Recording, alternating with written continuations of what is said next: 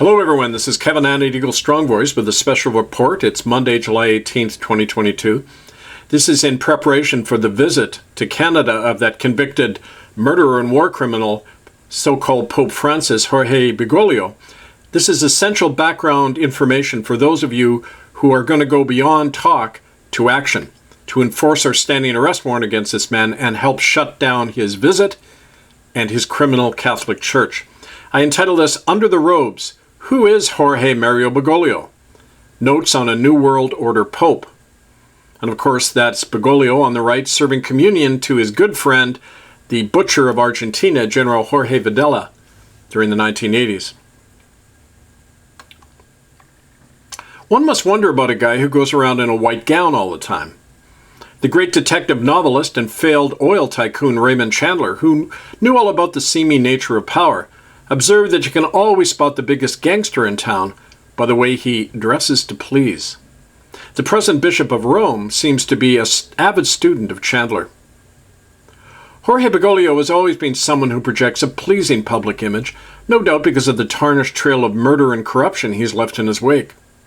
For ever since his salad days as a friend and public relations frontman of the murderous military junta in Argentina, Bergoglio has relied on his smiling, beneficent visage to distract from all the bones in his closet. Perhaps that's why his nickname among Latin American bishops is El Camaleón, the chameleon. Well, switching his image is a special skill of the man called Pope Francis. His rapid ascent from a lowly priest to head of the Jesuits and Archbishop of Buenos Aires was due to his personal friendship with butchers like Jose Lopez Rega. Rega was the founder of the death squads that tortured and killed thousands of Argentines, including Bergoglio's own priests, during the dirty wars of the 1970s and 80s. And as you can see in this picture, Bergoglio on the left was so often seen in the jovial company of the dictator General Jorge Videla that they were nicknamed Los Gemelos Jorges, which means the Jorge twins. Yet these bloody associations do not prevent Bergoglio from simultaneously posturing, like he does now, as a church reformer and a politically correct defender of human rights. Well, clearly an accomplished con artist like Curious George was destined for even greater criminality in the Church of Rome, especially following the disgrace and deposing of Pope Benedict by our common law court early in 2013, and the need for rapid damage control. Jorge was just what a tottering papacy ordered. Well, El Camaleón is at it again next week in yet another staged public performance. Bergoglio was coming to Canada on July 24th, ostensibly to emit a few crocodile tears over the legions of indigenous children his church slaughtered for their own good. Hypocrisy and spin doctoring aside, it's a curious thing for Bergoglio to be doing, since he sees nothing wrong with the murder of pagan unbelievers. The last time Pope Francis came to North America in 2017, he beatified, or turned into a saint, Junipero Serra, a Catholic missionary who enslaved and worked to death over 100,000 Indians on church plantations in California. Bergoglio remarked, "We are inspired by his zeal." And this is a picture from October 2020 of Native people in Sacramento, California, pulling down the statue of Junipero Serra in a public park. So considering that, why is genocide a blessed deed in California to the Pope, but the subject of an alleged apology from him in Canada? Curious George indeed. Well, notwithstanding all of Bergoglio's hoodwinked followers who swallow such doublethink as readily as they believe that God is found in a communion wafer, the rest of us must wonder about the real purpose of this month's papal visit to Canada. The answer is two words: China and money. Lots of it. You may recall how U.S. President Joe Biden recently scurried over to Rome to publicly fawn over Bergie. Joe wasn't there only to get Catholic votes or trash the American Constitution's First Amendment separation of church and state. His real aim was to halt the transfer of sizable Vatican Bank gold reserves from America and Italy to Beijing. For under Bergoglio, the papacy is jumping ship into the Chinese camp and is financially underwriting the latter's economic takeover of North America. Which brings us to Prince Rupert, British Columbia. According to Vatican sources, a day before Bergoglio's scheduled appearance in Edmonton on July 24th, the papal entourage will meet on the West Coast with ranking Chinese officials and sign a credit agreement. The deal will provide over $700 billion in Vatican funds to fund the expansion of Sino control over Canadian and U.S. oil, natural gas, and transportation infrastructure. Bergoglio will be accompanied in his mission by Vatican Secretary of State Pietro Parolin, who is the strongest advocate of Rome's alliance with Beijing, and he brokered the Prince Rupert Agreement. Another indication of this move is Bergoglio's curious 3-hour stop in Iqaluit, Nunavut, at the tail end of his Canadian itinerary. Well, there isn't that much in the region of Baffin Island where he'll be visiting besides ice floes and polar bears, except the Nunavut also sits on over 1/4 of the untapped oil reserves in Canada. Similarly, Bergoglio's first official stop is smack dab in the heart of Alberta's oil-rich tar sands outside Edmonton.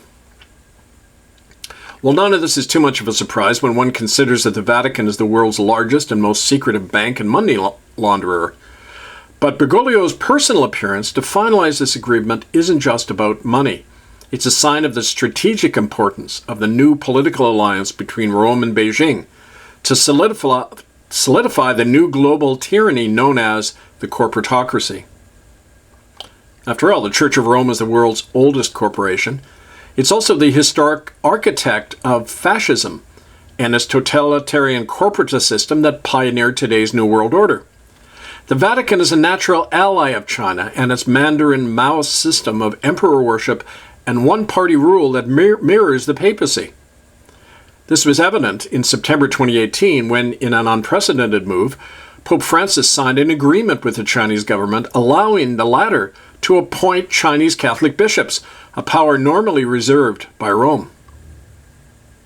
Well, that action was followed by a series of transfer payments between the Vatican and Beijing, totaling $2 billion every year, according to former Chinese official Guo Wengui. Well, bankers are not the kind of guys to entrust their largesse to unreliable leaders, especially when it comes to a major operation like the Vatican Bank that handles a majority of the world's financial deposits. The last pope who didn't play ball with the gnomes of Zurich ended up dead after only a month in office. But Francis is no John Paul I. The fact that the wily Argentine is still perched on the papal throne after nearly a decade, and that he's sitting down in person with the Chinese on July 23rd, means that he is just what the bankers ordered too. Still, there's nothing more treacherous than Roman politics, especially for someone as personally compromised as Jorge Bergoglio. His tainted past in Argentina, including his documented role in trafficking children of political prisoners and obtaining Vatican funding for the military junta's Exocet missiles during the Falklands War in 1982, that's all being exploited by his adversaries in the College of Cardinals. Because Bergoglio faces an entrenched opposition among traditional pro-Western cardinals around the former Pope Benedict, Joseph Ratzinger, whose allies among Canadian bishops blocked Bergoglio's attempted visit to Canada last year, apparently with American aid. And his upcoming journey is being threatened by Indigenous elders in a Stop the Pope campaign that plans to blockade and disrupt the papal events. Now, to top it off, there's also the little matter of Curious George's very curious relationship with Maxima Zorreguieta, the Queen of the Netherlands. It seems that Maxima, a fellow Argentine who has known Bergoglio since she was a child, has been making regular payments to the Pope since 2008 to the tune of 12,000 euros or $15,000 every month. When he became Pope in 2013, Queen Maxima gave him an additional 128,000 euros, or about $160,000. And that's from our friend, the Dutch journalist Ella Stur, who investigated that thoroughly. Now, when confronted with these facts in June 2019, the Vatican press office at first denied and then confirmed the financial relationship between the Pope and the Dutch Queen. But they refused to comment on the documentation showing that Bergoglio assisted her in expunging a criminal record she had acquired in Argentina in order to allow her to marry into Dutch royalty. But the rot goes deeper than that. Maxima Zorreguieta's father, on the left in this picture, is Jorge Zorreguieta, who was a cabinet minister in the Videla military junta during the Dirty Wars and was a close friend of the present Pope Francis. Zorreguieta was forced to resign from the junta in 1981 when allegations surfaced that he was personally implicated in the kidnapping and torture of Argentine citizens, including a female journalist who had been critical of both the junta and Bergoglio, and who was then murdered in prison. However, according to a retired nun who served in the Buenos Aires diocese office under then Archbishop Jorge Bergoglio, Zorreguieta was a regular participant with Bergoglio in a, quote, in strange ceremonies in the basement of the Plaza del Mayo Cathedral, which is the center picture. And those ceremonies involved the ritual rape, torture, and murder of children. Apparently, Maxima Zorreguieta was used in these rituals as a child in what has been discovered to be an intergenerational sacrificial network within the Roman Catholic Church known as the Ninth Circle. Well, in the picture on the right, you can see Toos Nijenhuis, who's a Dutch woman who was raised in a Ninth Circle Catholic family in Utrecht and was ritually raped and tortured starting at the age of 4. And in this picture, Toos is pointing to a mass gravesite of children near to where that happened. When Toos was just 9 years old, she personally witnessed Archbishop Jorge Bergoglio rape and kill another young girl during a Ninth Circle ritual in a sub-basement crypt in a chateau outside Utrecht, Holland. Toos attests to also seeing a Cardinal Elfrink and the former Dutch Queen Beatrix, the mother of Maxima Zorreguieta's present husband, King Willem-Alexander, participate in that ritual. These facts cast Pope Francis's July 23rd meeting in Prince Rupert in a chilling new light. For the route between there and his next destination in Edmonton runs precisely through the infamous Highway of Tears where Native families routinely go missing.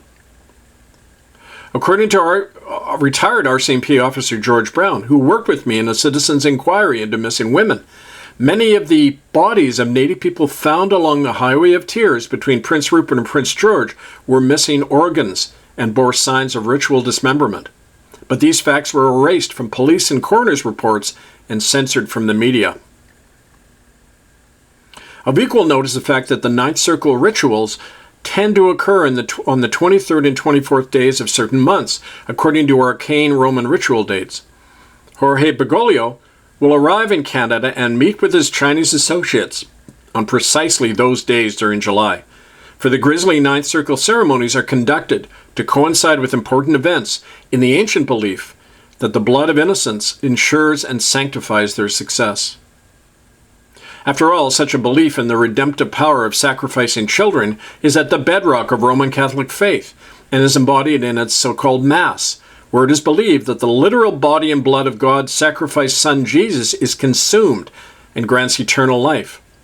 The line separating such a practice from the cannibalism of children's remains that occurs during the Ninth Circle's Satanic Mass is so thin as to be non-existent.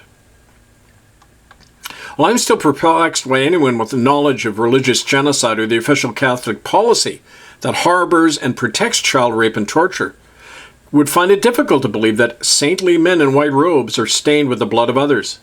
Jorge Bergoglio has been steeped in murder for many years, and under his robes lies the barely concealed evidence. As Jesus describes, "For woe to you, priests and Pharisees, hypocrites, for you are like whitewashed tombs, which appear outwardly beautiful, but within are full of dead men's bones and everything unclean." Whether or not Bergoglio and his accomplices in church and state are finally stopped and brought to justice will determine how many more children will die at the hands of the Catholic Church that led the official slaughter of 60,000 Native children in Canadian so-called Indian residential schools. Regardless, the justice of heaven has pronounced its own verdict against the oldest criminal conspiracy on our planet, and on the killer named Jorge Mario Bergoglio, whose official title is Vicari Christi, the one who replaces Christ. And these quotes from the Bible are apt. He was a murderer from the beginning and has nothing to do with truth, because there is no truth in him. When he lies, he speaks from his character, for he is a liar and the father of lies. And Bergoglio himself said on September 2nd, 2013, "Have no fear when men call me Christ on earth, for I am he." which reminds me of Jesus' words, "For many will come in my name, saying, I am Christ, and will deceive many." Well, this article was filed with the International Press Services on Monday, July 18th, 2022. The complete documentary evidence can be found at murderbydecree.com. Additional evidence and the complete contents of the author's research is held by the International Common Law Court of Justice, which lawfully prosecuted and convicted Jorge Bergoglio, Ratzinger, and others of crimes against humanity. A standing international arrest warrant has been issued for the immediate detention and incarceration of Jorge Bergoglio as a convicted felon and fugitive from justice. The police and the public are obligated by the law to aid in Bergoglio's apprehension. This warrant and more can be obtained from ITCCS office at protonmail.com. This is Kevin Annett, Eagle Strong Voice. Stand by for more.